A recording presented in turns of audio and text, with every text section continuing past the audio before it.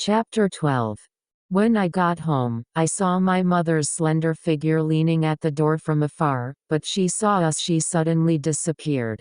I went straight to my mother's study. When I opened the door, Mother stood by the window, with her back to the door, and her body posture was lonely and stiff. I stepped forward and leaned gently on my mother's back and opened my arms. That was the first and last hug of my mother.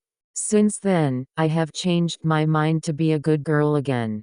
I can't forget the heartache and disbelief in Sue's eyes when he first saw me at the alley. Sue asked me which subject I missed. Life is like a play, and the identity scenes we are assigned are not up to us. I want to set up my own stage. I replied to Sue that I want to study stage lighting design. Sue stayed in Japan for 2 weeks this time. Every day, he came to school to pick me up for lunch, and in the evening, he would pick me up after school. After dinner, he would accompany me to listen to music and chat before saying goodbye. Sue did not mention Queen Josephine. Maybe he forgot, I think. I don't know what Queen Josephine is. The important thing is that Sue has always been by my side. So I haven't mentioned it. Happiness always passes in a flash. 2 weeks later, Sue is leaving again. After having dinner in a French restaurant at noon, Sue left me. Although I was psychologically prepared for a long time, when I heard the news, my smile disappeared immediately, and the corner of my mouth immediately hung down. Hey little princess, I'll be back soon, Anne. Sue rubbed my head. I will bring a present for Ruth. I raised my eyes and looked at Sue. His eyes were melancholy and deep, which was irresistible, and I couldn't help nodding and smiling. I know in my heart that I have been deeply obsessed. No matter what Sue says, even if he asks me to jump off the Tokyo Tower immediately, I will not hesitate to climb over the railing. Why am I not aware of loving you? Looking at Sue's car leaving, and the hand inserted in my pocket clenched the little cold cufflinks, I smiled bitterly. In the next few days, I was immersed myself in K-book without any distractions. Although I owed a mountain of homework absurdly, I managed to pass the test with my unforgettable talent, and successfully got the college admission letter. Mom was very happy, especially put aside her wedding preparations. She said that she would hold a graduation reception for me, and then blinked her eyes. There will be unexpected surprises. I was not interested in holding a reception. It was just a perfunctory socializing with some gentlemen and ladies. Maybe someone would deliberately take a young man from home to see if he could contact emotional negotiation about marriage opportunities. Seeing my mother's last expression, I couldn't help but hope that maybe Sue could come to participate. But as Sharonbus said, 9 times out of 10 things don't go as planned. Afternoon at the reception, the living room and courtyard were fully furnished, luxurious, just like the set in the movie. I looked coldly and felt tasteless. I just wanted to go back to my room, but there was a noise outside. I walked lazily to the door, but I couldn't help opening my eyes wide. I have never seen so many roses at once. They are all potted flowers. One variety is being removed from an International Express consignment boxcar one by one. In just a while, half a lawn is piled up, as if there is a pink ocean out of thin air. For a moment, my heart was like a mirror. After unloading the things, the car roared away. Only one person is left to squat in front of the flower with his back to the house. I walked over quietly, suddenly fell on the generous back, and laughed loudly. Sue took advantage of the opportunity to stand up and carry me into the flowers. In 1997, Princess Ruth became a college student at the Adult Festival. 1997 Queen Josephine. Does Her Majesty like it? Why is it called Queen Josephine? I asked. Do you know Josephine? Napoleon's beautiful and lonely Queen Josephine.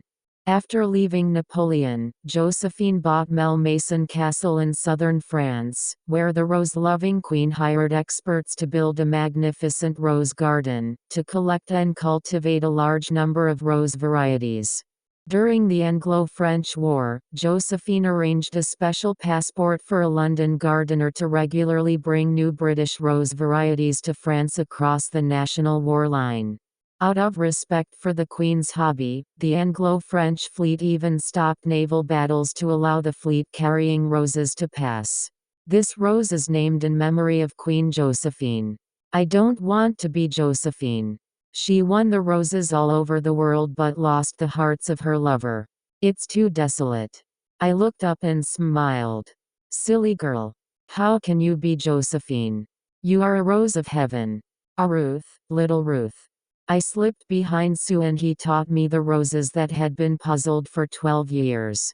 Gray-green and vertex ovate leaves, with vertical branches, overlapping pink petals, full clusters, and the sepals under the buds are tall and stretched everywhere, with an elegant fragrance.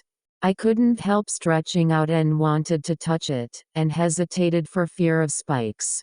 Sue suddenly took my hand gently from behind and slowly guided me to stroke petals, buds, calyxes, branches and leaves. The voice sounded in my ear, "Don't worry, Queen Josephine has no thorns. But you are a rose of heaven covered with thorns. Ruth." Sue's hands were dry and powerful, with his slender fingers holding the palm of my hand and slowly swimming among the flowers. His chin was almost on my shoulder, and his lips were so close to my cheek that I could feel bursts of warm and damp air coming out slightly in my ear, and the slightly pungent whiskers rubbed the earlobe. My palms are getting wet. Suddenly, I stood up and run. It seemed that I had run into the house and left the rose bush that dizzied me. Too hasty. I don't know if Sue called me. Back in my room, my heart beat violently. Refusing to see anyone, I sat quietly in front of the window and looked at the pink lawn until dark. The octagonal lanterns in the courtyard gradually lit up. The servant knocked on the door and put down a large gift box. The card attached to the box is Sue's handwriting, and the dragon and phoenix dance wrote to Princess Ruth. Torn off the beautiful Japanese wrinkled paper and uncover the lid of the box, the thin translucent hard gauze package wrapped in a cicada winged with an evening skirt. The pearl white Japanese nest silk fabric will shine slightly in the light. The simple suspender style, the skirt is covered with starlight and embroidered with slender rose patterns. Only a nearly white pink silk thread is embroidered with a very thin stroke. The thin shoulder strap is actually a rosebud wrapped in a string of silk thread of the same color, which can hardly be detected without careful. I put on my skirt and stood in front of the mirror. The girl in the mirror is so beautiful, like a budding rose in the dark. I ran out of the room barefoot. I hope Sue was the first to see me at this moment. He can't be found on the first floor and on the second floor. When I passed my mother's study on the third floor, the door was empty, and a faint sigh suddenly came from it. Then came Sue's voice. I stopped all of a sudden. "Ming Mei, do you know? Ruth, she is becoming more and more like you in those years." Sue's voice was low and bitter. "I almost thought she was you." Mom cooed and laughed, but it made people feel creepy. "Youngshan, haven't you noticed yet? Nan, she has always liked you. She have been waiting for you for so many years." "Really? Haven't I also waited for so many years?" "Ming Mei, you know I've been waiting for you." I stood at the door, and my soul gradually drifted out of my body. I don't know how I got back to my room. After changing my skirt, I put on long-sleeved pajamas, curled up in the corner of the bed, wrapped in a big blanket and buried myself in a pile of pillows. I still felt cold. It's as cold as standing barefoot in the middle of the cold lake at midnight in winter. I was absent from the reception that night. I had an inexplicable high fever. Before falling into a coma, I saw Grandma's kind and anxious face. Oh, I think I'm really confused. Everything goes to darkness. End of chapter 12.